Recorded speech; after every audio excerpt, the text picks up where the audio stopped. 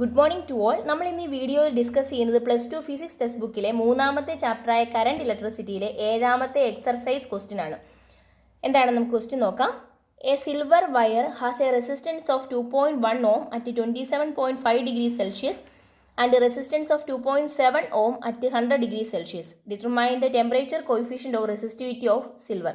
Direct question ആണ്. ക്വസ്റ്റ്യനകത്ത് പറഞ്ഞിരിക്കുന്നതാണ് 27.5 degree സെൽഷ്യസിലെ resistance തന്നിട്ടുണ്ട്. നമുക്ക് നോക്കാം എങ്ങനെ ചെയ്യുമെന്ന്.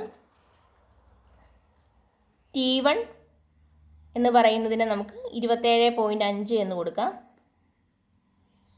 ആ സമയത്തെ resistance R1 is equal to 2.1 ohm എന്ന് കിട്ടി. ഇനി അടുത്തത് T2 100 ഡിഗ്രി സെൽഷ്യസ്. 100 ഡിഗ്രി സെൽഷ്യസിലെ റെസിസ്റ്റൻസ് 2.7 ohm ആണ്.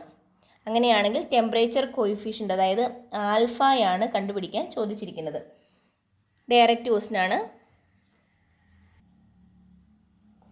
അപ്പോൾ alpha is equal to equation ഇതാണ്, R2 minus R1 divided by R1 into T2 minus T1. Value substitute ചെയ്യുക. R2വിൻ്റെ value 2.7 minus 2.1 divided by 2.1 into 100 minus 27.5. അതിൻ്റെ ആൻസർ കിട്ടുന്നത് 0.00394 എന്ന് കിട്ടി. Unit degree Celsius raise to -1.